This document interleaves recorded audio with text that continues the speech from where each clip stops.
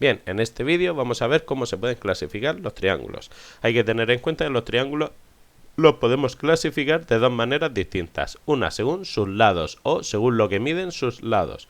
Tendríamos tres tipos de triángulos. En primer lugar, los triángulos que miden todos sus lados igual, son iguales.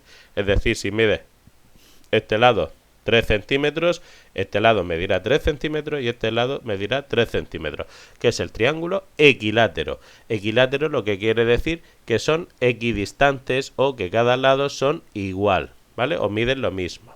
Isósceles, que tienen dos lados iguales, normalmente suele ser los dos de arriba y el de abajo suele medir un poquito menos o más, depende de cómo lo hayamos dibujado.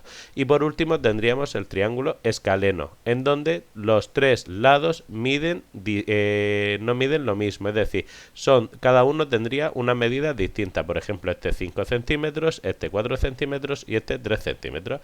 Bien. También podríamos clasificar los triángulos según sus ángulos. Habría que fijarse y si tenemos este tipo de ángulo, por ejemplo, que es un ángulo recto, recordar, un ángulo que mide 90 grados, como es este, tendríamos un triángulo rectángulo. Luego nos encontraríamos con los triángulos acutángulos. Estos triángulos acutángulos es que tienen tres lados agudos.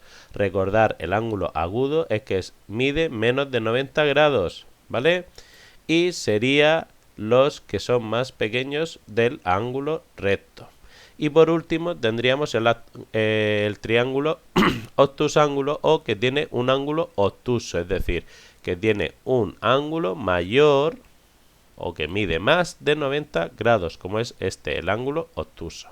Bien, fijaros que si yo pusiera el cuadrado aquí, el obtusángulo es muy sencillo de ver. Si veis que el triángulo está muy abierto, lo más seguro es que sea un triángulo obtusángulo, ¿vale?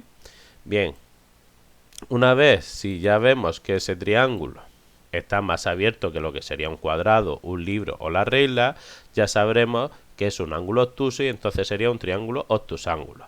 Si por el contrario podemos coger el cuadrado, el libro o la regla y ponerlo y que coincida con las líneas del triángulo, sería un triángulo que tiene un ángulo recto o triángulo rectángulo.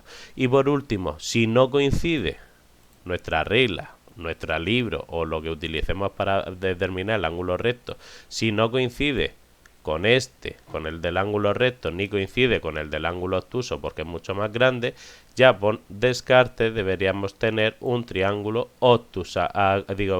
acutángulo, es decir, que tiene los tres lados agudos, ¿vale? Espero que con esta explicación más o menos os quede clarita. Venga chicos, hasta ahora.